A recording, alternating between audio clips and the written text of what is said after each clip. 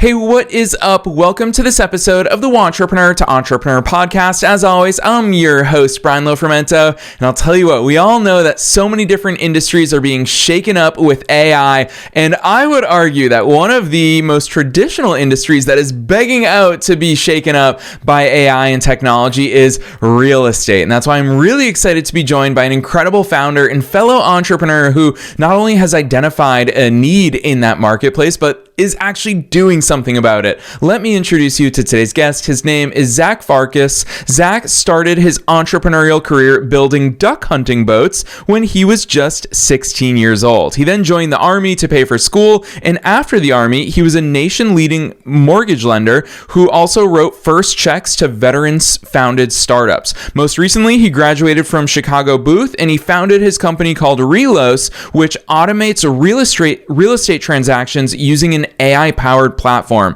They sell to real estate agents and transaction coordinators, and we're going to get right down into the nitty-gritty and why this is such a big opportunity area that Zach is spearheading innovation in. So I'm excited about this one. I'm not going to say anything else. Let's dive straight into my interview with Zach Farkas.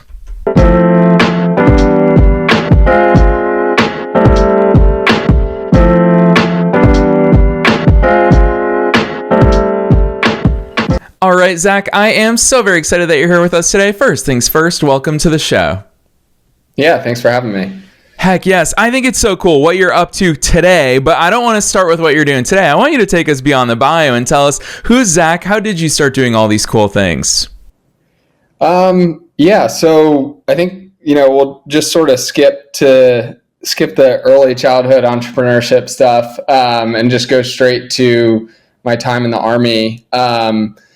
In the military, service members have access to what's called a VA loan, and the VA loan is a no money down product. I took advantage of that when I was 23. Homeownership has been very important to me since I was a kid. Very much joined the Army to pay for school, so not a lot of people from my hometown could buy homes. And then as a leader in the Army, a lot of soldiers are not great with their finances. And I probably wasn't either, but I always looked at my home as like a forced savings plan.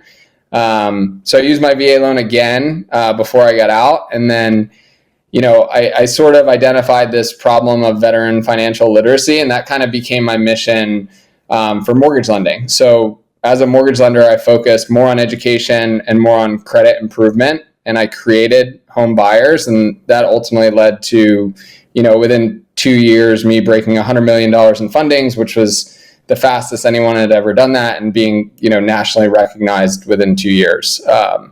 And then, doing residential real estate transactions, I identified the next problem that I'm currently working on.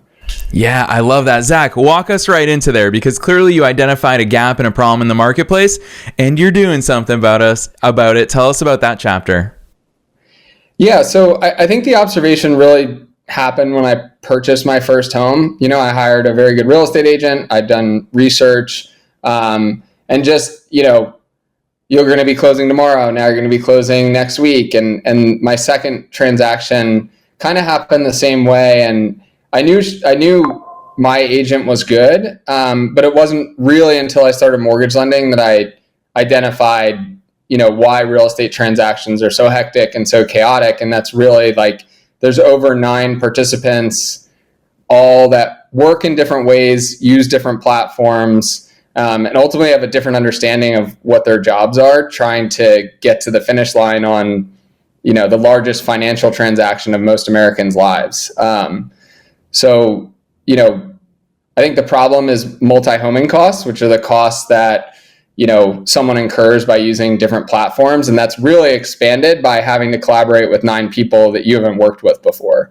So at Relos, we try to centralize as much of that process as we can. Yeah, it's so interesting hearing you just directly call out the 9 people that are involved in this transaction, because you're right. Everybody who's bought a home has lived through that.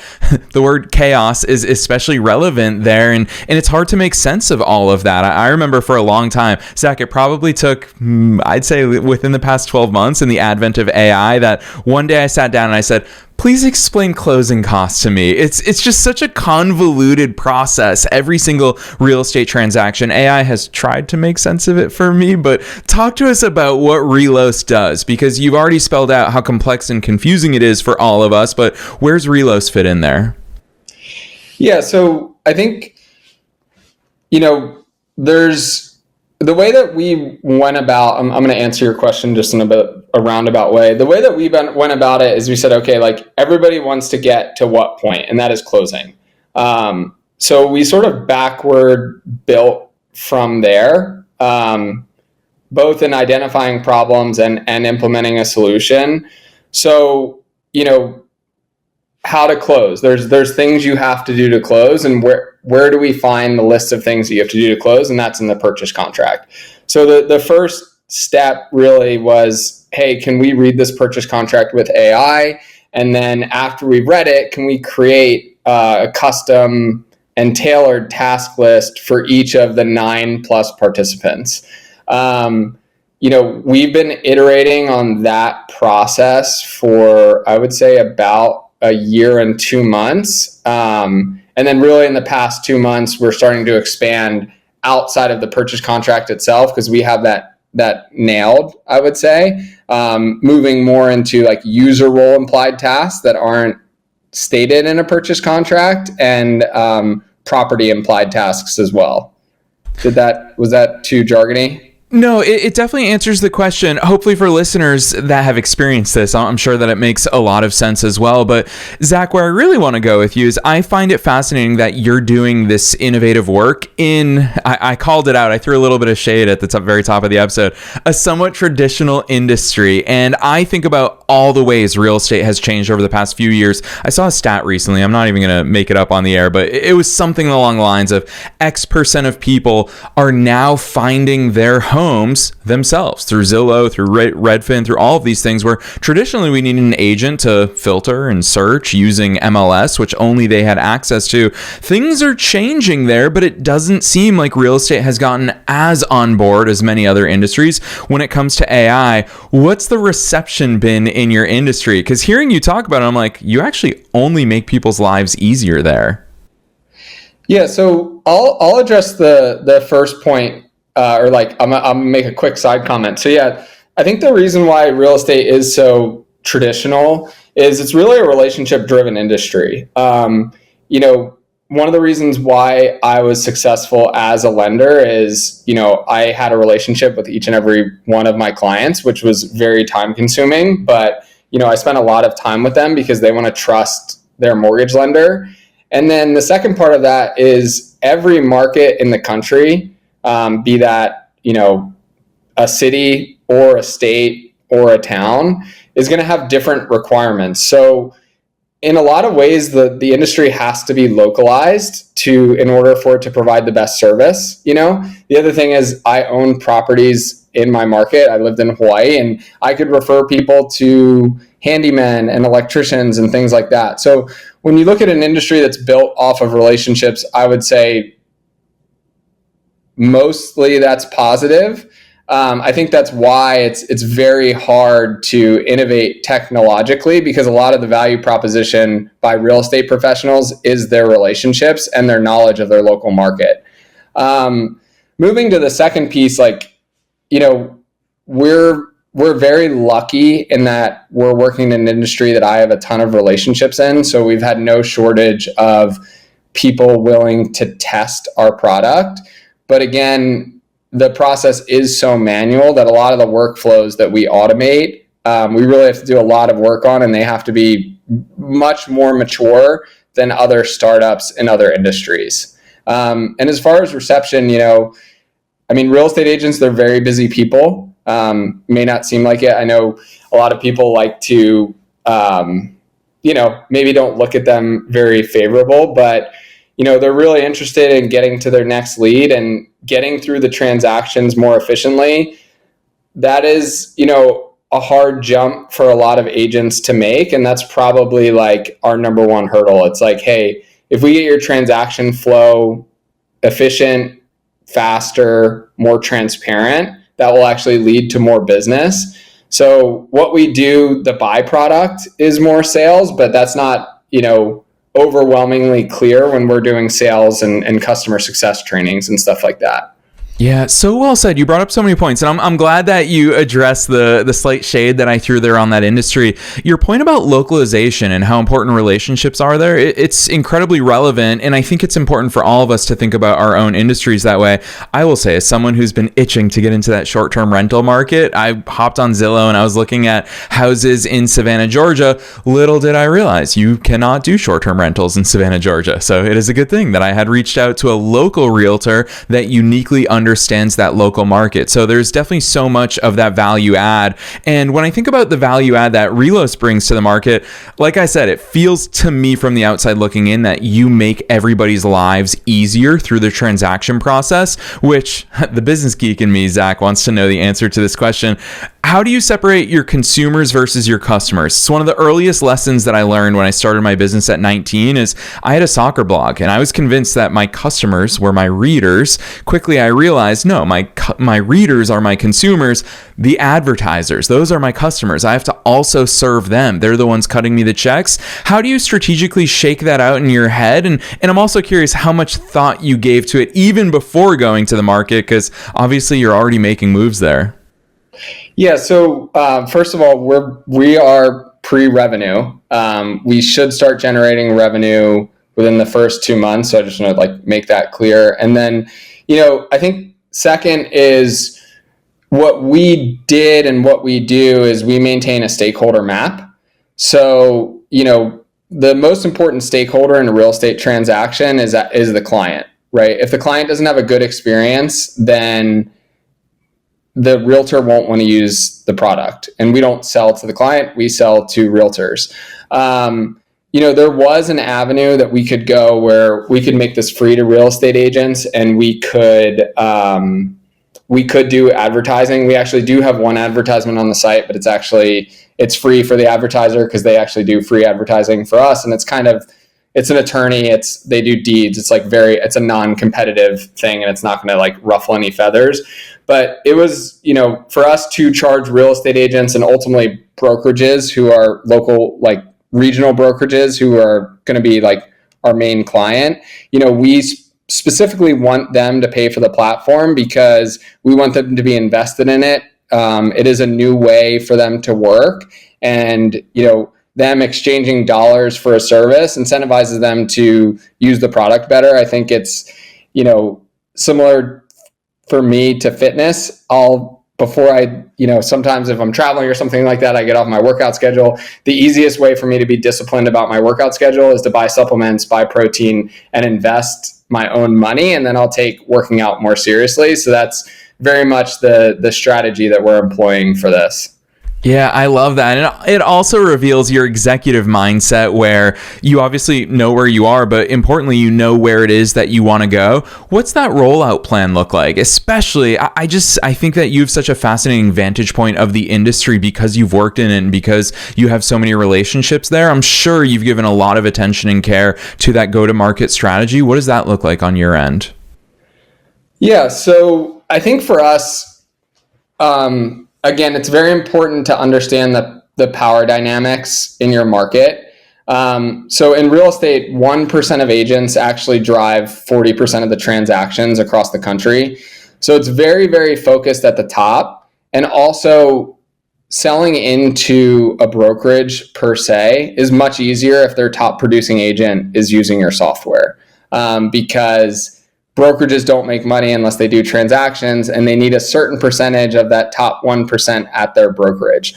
So for us, again, I was very lucky because as a lender, I had that insight as well. So I worked with, some of the best realtors in Hawaii, California, Florida, Tennessee. So we started testing and working with those top producing agents and teams. And we just said, hey, this is a workflow app. A ton of workflow apps have had very, very long free extended trials. And we basically said, you can use this software, and the only thing we ask of you is for feedback for us to make it better. I would say grading myself, I would say probably a little bit too product focused. But with that being said, we still, I think in 4 months, we've done over $100 million in volume in real estate, and agents have trusted us with $2.5 million of their commission. Not necessarily metrics investors would care about because they want to see revenue, but just the trust there is a really good signal, and it's opened some doors for us to start testing with regional brokerages in our pilot market in Hawaii. Gosh, Zach, I love those numbers. You talk about investors maybe not loving those numbers just yet, but revenue is a lagging indicator. That's going to come down the line as a result of the incredible work that you're already doing. So yeah, I love the fact that our guests can come on here and humble brag about all the good that they're doing in the world, because entrepreneurs, we power that innovation. We power that change. So huge kudos to you and your team. And you already called out the fact that you've been super product focused at this point in your growth journey. I've got to ask the question. We always hear about that term of the MVP, the minimum viable product. What did it look like for you to get to the point where you said, yep, it's good enough. Let's start using it. Let's start powering transactions. Let's start making it happen. How did you get to that point to comfortably say, let's do it? Yeah, I think, before we did like our soft launch of the MVP, we'd very much been testing with agents, and one of our agents was like, hey, I have a for sale, I'm representing the buyer. We're buying a for sale by owner, or my client's buying a for sale by owner. I don't want to spend time managing the for sale by owner person. I'd like to, put my clients on here, put the FSBO person on here. So it kind of was bottom up. It came from someone we were testing with. They went through the whole transaction. It went smoothly. They gave positive feedback.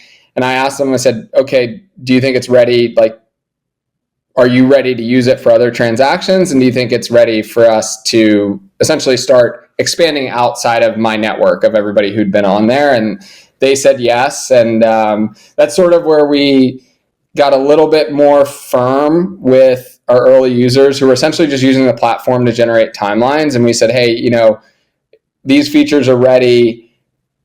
We would prefer that you start using it like the full way through, and we're going to start marketing that to other people, and that may be a business advantage to them. So, it was feedback from our users that really was the indicator for us to do our soft launch. And then, we're going to do our paid launch here, hopefully within the next 2 months. So Yes, I love that. Listeners, here Zach is again going back to relationships. You see that for so many of the guests that we bring here on the air, their first client, their first 10 clients, so frequently it comes back to those personal relationships. And Zach, you've already spoken about the fact that being in the industry is one of your unique advantages here. And it's so clear, whether we talk business strategy, whether we talk real life experiences, it's so cool to hear how that factors in, which is why I want to go back to your own entrepreneurial beginnings, not with Relos, but all the way back to 16 years old. Just like you, I started my first business as a teenager, and I look back at that part of my journey and realize that the naivety that we have as teenagers, the fearlessness that we have back then, it gives us so many of those skills that we do bring forward in adulthood as entrepreneurs. When you look back at building duck hunting boats, what are the elements of that entrepreneurial experience that you realize, gosh, I didn't even think, but it set me up for success today? Yeah, so I started working when I was 12 under the table at, it's actually my grandfather's boatyard. So it's like, we would just do odd, unskilled labor. And he was like a very, very, very hard boss. He had a knack for catching you when you were taking breaks, which I think you do when you start working like that at that young an age. And ultimately, like, I just really was tired of having a boss, if I'm being totally honest. And I don't know, I took an interest, like we hunted as kids, and I really took an interest in these duck hunting boats. Like, they're so cool. Like, you just pull up on the side of a river, you swivel your seat around, and then you're kind of set up. So it's like a moving blind. And I don't know, I knew I had the skills to build boats on my own, was tired of having a boss, and I was sort of intrigued by the design of these boats. And it was really cool because we got to iterate on design, and I actually learned we were trying to make the hulls more reinforced, and we were putting aluminum in there thinking that if you reinforce fiberglass with aluminum, it would be,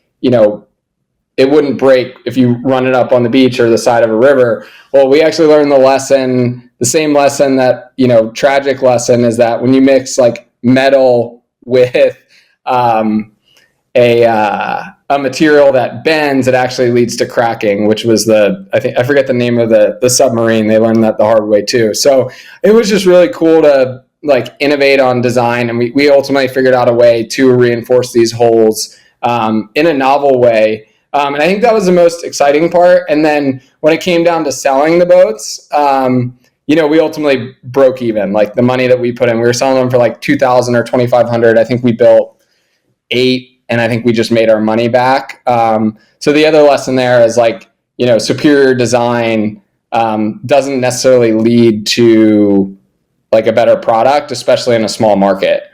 Yeah, super valuable lessons. I love picturing 16-year-old you navigating all of those things, because those are problems that you had to address. They were experiments that you had to run. You had to have real life conversations with the people you sold these boats to. Not many 16-year-olds are negotiating $2,000 deals with over something that they built, Zach. And it makes me wonder, what does your executive time look like today? Because I would imagine that you're super intentional and strategic. Heck, you and I can obviously see each other right now. I can see the chessboard on your wall behind you, and it lends me to believe that you are very strategic in the way that you move. Are you carving out intentional time weekly or monthly or quarterly to ask yourself those big questions, or what does that side of the executive branch of your business look like? Yeah, so I think I'm 35, so I've learned a lot, and I think specifically with mortgage lending, I was doing everything. So I was selling, I was servicing, I was doing posts. Like, you literally are a one person little company when you're a mortgage lender. And in the Army, you're very much, managing. I like doing both. I like doing IC work, if you will, and managing. And I think, for the first time in my life, this is probably when I have that balance done correctly.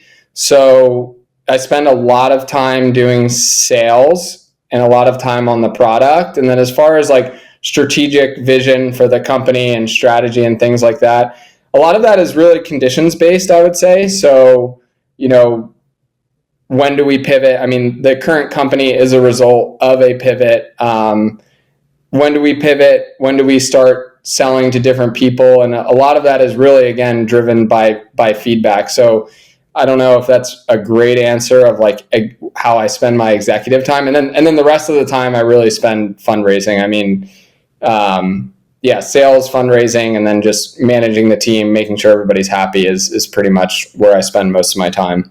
Yeah, I love that. Zach, we don't often talk about fundraising here on the show. Admittedly, part of it is that it sometimes feels weird societally to talk about fundraising, because that is such an intimate thing to raise money for your business. What has that side of the world looked like for you? Because I imagine, again, relationship based, you probably relish that sort of role that you get to play. Yeah, I think, again, I'll give a throwback to a previous experience. So, with mortgage lending, you probably, like, people who close, it's probably 1 or 2 in 10 people that you talk to. And those like 10 people, you probably have to spend an hour with each. It's very competitive. So my boss in mortgage lending, he always used to say, up your nose. Like, every no you get, whether that be from an agent, you're trying to be their service provider, or a client, you're trying to be their lender, you're just one step closer to a yes. I think that's not necessarily a pessimistic view of sales. And I think fundraising is very, very close to sales. I think that's just a way to handle rejection. So, on my CRM that I track, potential investors, I think I have like 55 on there. I think we've collected funds from like 12. We've raised about $650,000, mostly from angels. And we're definitely looking for that first like check from a venture fund. And, it's one of those things. I think you need to be I don't really look at it as rejection when we get no's. I think there's like 10 or 12 no's, and then like 10 or 12 that have given us like great metrics that we have to get a check from that fund. But, I don't think rejection's a bad thing. And I think you learn a lot from rejection as far as like how you market not only yourself, but your company and the potential it has in the marketplace to make them a return, which is ultimately what they're most concerned with. Yeah, so well said. And I think that you're also spilling little secrets here and there about how structured and organized you are behind the scenes in the way that you operate. You've mentioned your CRM, and I love the fact that you're just strategically going through your existing relationships, your existing networks, and reaching out to them and having those conversations. What are some of those tech tools, like the CRM? What are some of the tools that you lean on in order to keep yourself organized? I like to keep systems extremely simple.